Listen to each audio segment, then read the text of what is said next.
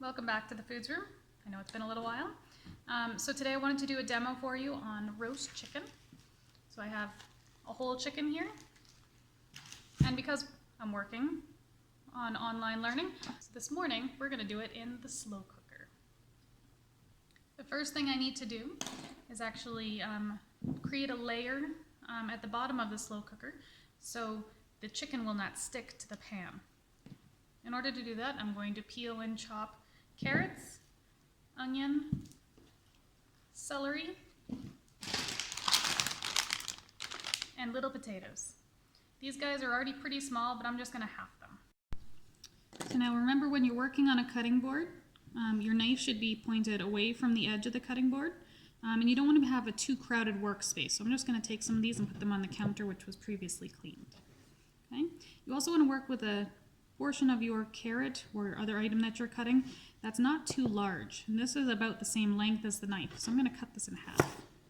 You want to use your claw. Okay? And you can cut this in half this way using your claw. So the claw, again, is keeping your fingertips curled back away from the knife. Because this is going in the bottom of the crock pot or slow cooker, I'm just going to roughly cut it, but I'm going to use that rocking motion. You can see here the rocking motion that the chef's knife gives you. That finger is curled back, so I have a stronger hold on the knife. Okay?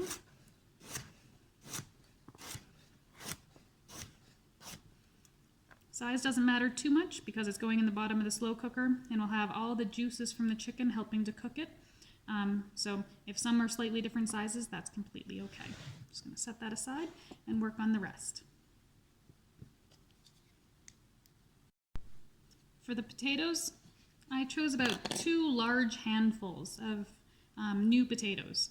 These are from the Little Potato Company, but the ones from Superstore or Save on Foods or any of those other places are excellent as well. I'm just going to, the larger ones, you can see this one's about 2 knuckles. I'm going to cut it in half and then in half again, so I'm going to quarter it. Some of these littler ones, it's itty bitty, I'm just going to maybe cut it in half.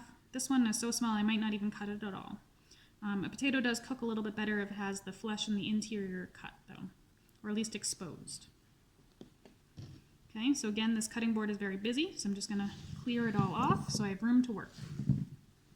Okay, so holding the knife properly, just cut that guy in half.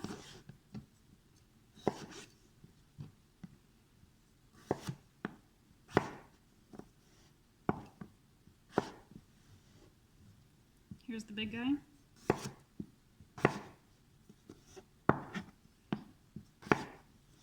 And I could also take these and cut them the other direction as well. So then you have, instead of a quarter, it's an eighth, which is about the same size as the little potatoes.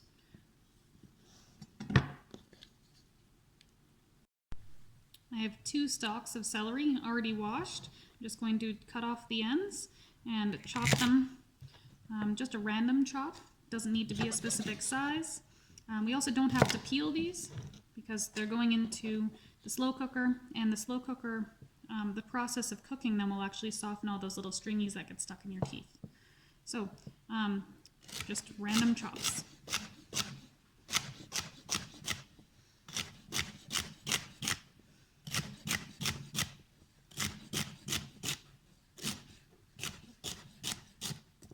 There we go. The last vegetable going in the bottom of the slow cooker is the onion. Now remember, when you're cutting an onion in half, you should be following the grain lines. So you're cutting between the part that grows out and out of the ground and the part that has the roots.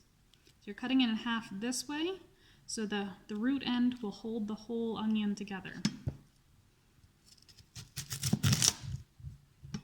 So you can see here, we have the root end right here, and everything kind of comes down into this section, so it holds the whole onion together.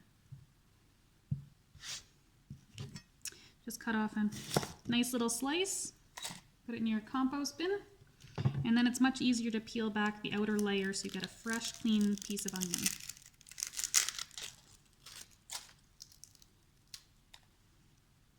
So now again, we're gonna just randomly chop this. So I'm just gonna cut in a few locations and then just randomly chop. So you end up with chunkier pieces, which are great for a roast like this. So you can see our vegetables are all ready at the bottom of the slow cooker. So now we need to prepare the chicken itself. So before we can begin working with the actual chicken, we're going to create a spice mix that we're going to put on the chicken. So we're going to start with some paprika. I'm going to do 2 teaspoons of paprika.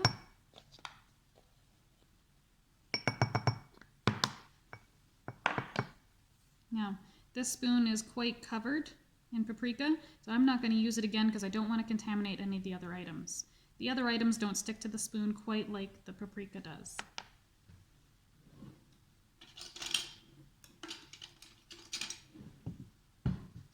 We're going to do 3/4 of a teaspoon of garlic.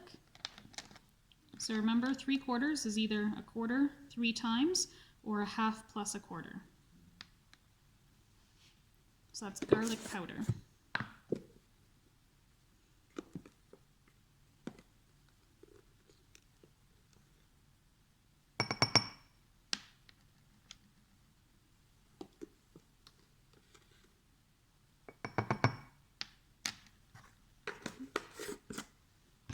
We're going to do a 1/4 teaspoon of onion powder.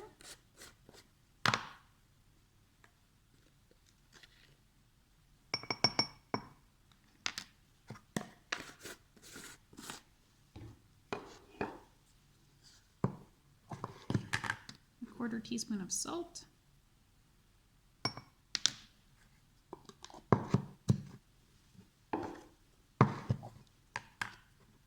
A 1/2 teaspoon of pepper.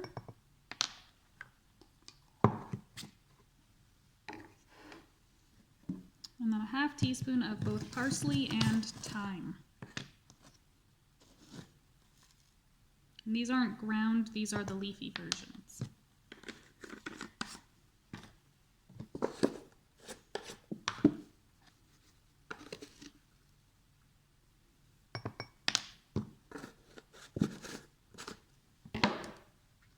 I'm just going to mix this mixture all together, as you can see. It's kind of colorful, lots of good flavors.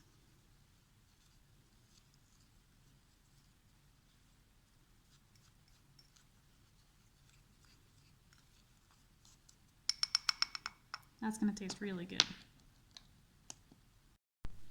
Now this chicken was previously frozen, so you might still be able to see a little bit of frost on here. But what I've done, I've taken the string that kind of holds the legs together, which is, you can leave that on, that's okay. I'm not someone who eats the skin, so what I've done is I've lifted the skin up over the breasts of the chicken. So if you don't know, a chicken stands up like this. And so I've lifted the skin up right here. These are the chicken breasts. Okay? And I'm going to take our mixture that we just made and I'm going to stick it underneath the layer of skin so it has more contact with the actual meat. I'm just going to use a regular eating spoon and kind of just an estimated spoonful. Okay, so I stick the spoon underneath the skin and then I've just kind of popped it under the skin there, just so it has more contact. I'll put it on top of the skin too, and I'll put it inside the cavity. Now, depending on what kind of chicken you bought, inside the cavity there might be some other parts of the chicken. That's more true with turkeys than it is with chickens, especially of this size. But chickens do sometimes have the giblets or the liver, and you have to take those out before you cook. Because sometimes they're in plastic bags, and we don't want to cook plastic. Okay. Now, one thing I did make sure to do, I patted the chicken dry with a paper towel, so the spice mix does stick a little bit better.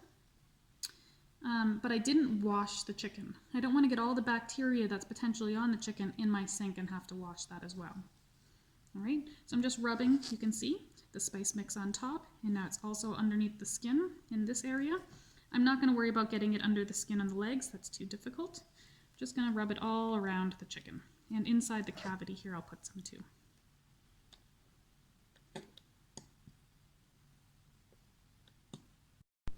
So now the chicken is all covered in the spice mix. You can see that I didn't worry about the bottom of the chicken. All of the spice as it's cooking will kind of seep through and come down with all the juices of the chicken, and will work on the bottom of the chicken as well.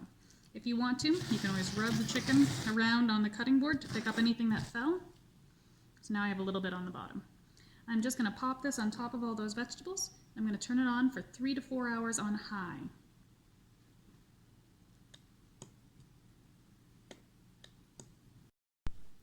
So you can see the chicken is nestled up on top of the vegetables. As it cooks, the juices, the fats of it will dribble down into the vegetables and it will cook them, but the chicken itself is not going to be resting in its own juices. So it will roast as opposed to braising. Just going to cover it and turn it on high. So that's high right there. And we'll see it. I'll come back in 3 to 4 hours to check on it. The chicken has now been cooking for 3.5 hours. We're now going to check the temperature. It does smell really good. So I have my thermometer. It's telling me the room is 20.8. We're going to stick this in the deepest part of the thigh. In order to do that, I kind of go to the side of the breast, and then we check the temperature.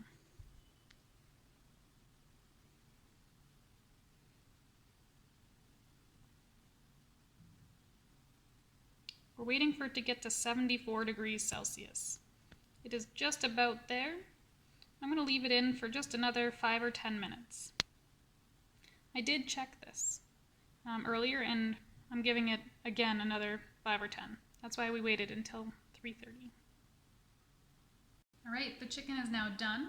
It's checked out at 74.5 degrees Celsius, and we are gonna now take the chicken out of the crock pot and put it on the cutting board and start slicing. You can at this point put it into a dish and put it into the oven and put it on broil to get the skin all nice and golden and crispy. I'm not a huge skin eater when it comes to chicken, so I'm not gonna do that part. So in order to cut this, if you have a carving fork, you can do that. It would be a bigger one than this, or you can just use a regular eating fork, and you're going to need a sharp knife. You want to use a cutting board too.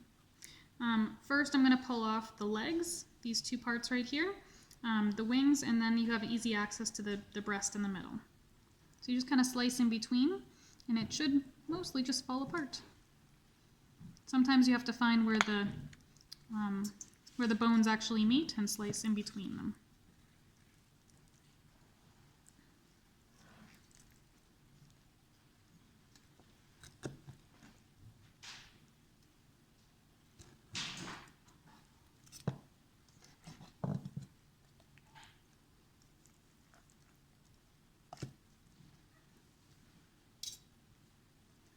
All right, so now you have access to the chicken breast, which is this portion right here.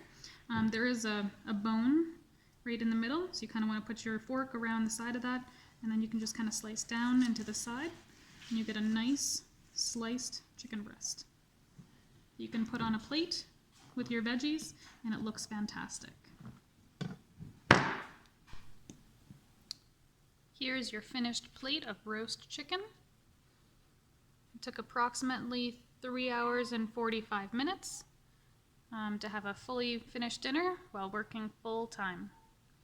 A dinner like this will feed a family of 6 easily, or you could have leftovers and make all sorts of fun dishes, which is what we're going to do after we pull apart the rest of the carcass. Now that the chicken has cooled, it's time to pull it apart and save the leftover meat for another project. So the first thing I always do is I peel off the skin and I get rid of that. So I always have a bowl for the scrap, and then I have another bowl for the actual saving of the meat. I'll show you that process very quickly.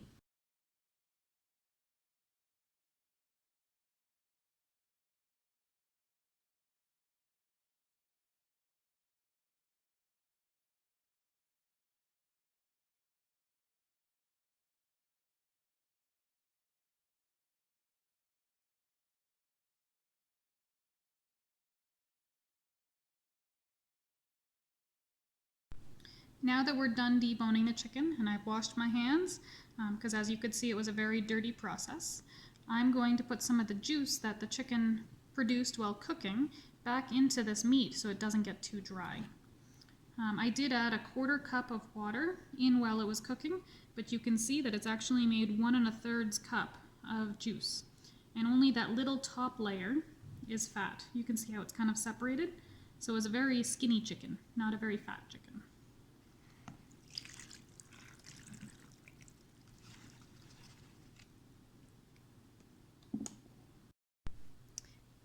The other thing that I've done as a result of deboning the chicken is save the bones. The bones are now in this stock pot. I'm going to cover them with water and create a stock so I can make some chicken noodle soup.